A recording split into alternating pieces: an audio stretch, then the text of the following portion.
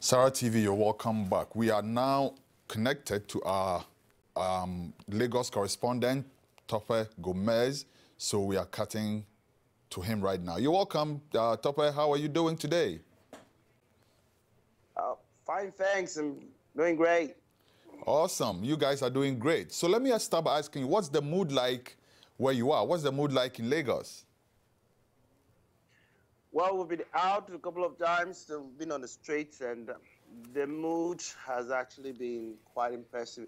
People really want to go out there. People want to vote. In fact, despite the fact that they've had issues, card readers issues, people insisted that they must, exercise their right to vote, and even at that, you still have people still coming out and staying at the polling units to make sure that they get to vote. That's just been the mood here in Lagos. So it's been relatively peaceful in most parts of Lagos.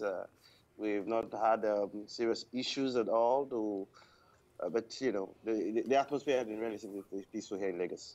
Awesome. So judging by the mood that you've just expressed, who do you think has an upper hand at this point? I know the results are going to come in much later, but what does it look like at this point? Who looks more excited? Well, to a very large extent, we've had cause to actually ask questions interview some folks who will not want to actually identify with any candidate at this point, on camera.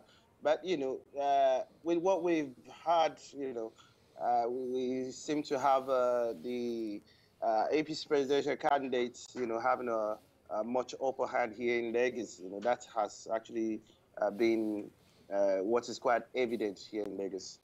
Okay, so I'm going to ask you to help me with my self-designed litmus test, which I call the 3 Fs: free, fair, and free from fear. First of all, does this election look free, first of all?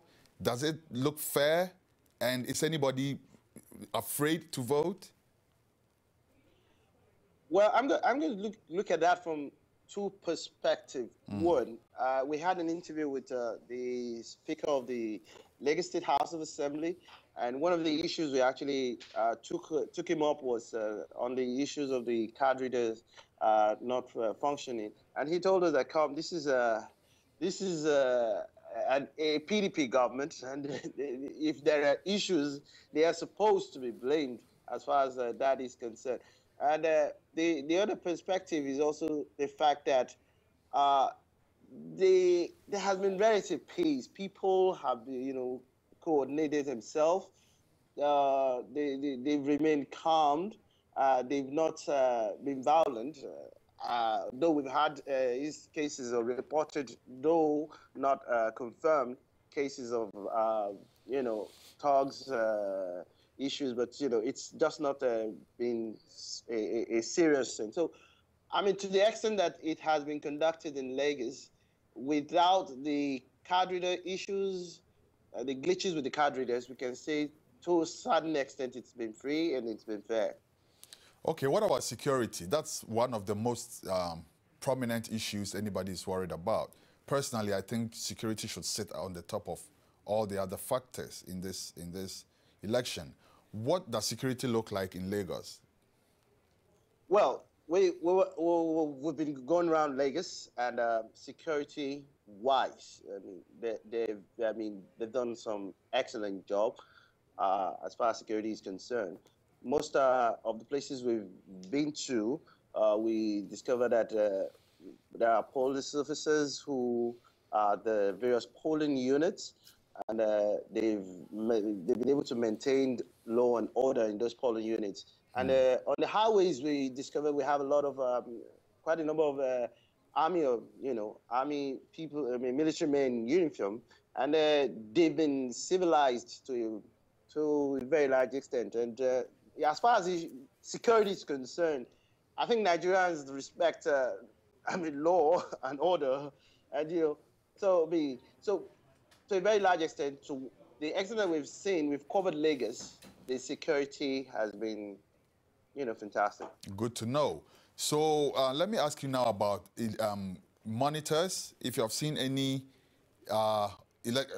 poll observers, like international monitors and stuff like that, and also the international press. Yeah. Have you seen any signs of their presence?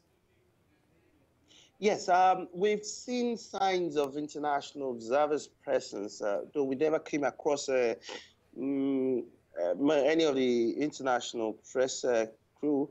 But in fact, we got an interview with one of the ECOWAS observers, and they've been here. I mean, we've got quite a number of them here in Lagos, and their presence has actually been seen in most places. So. Okay. Any other updates, Tope, before we let you go and get back to you later? Yeah, the fact is, lots of results are actually churning in, though I wouldn't want to preempt anything at this point in time.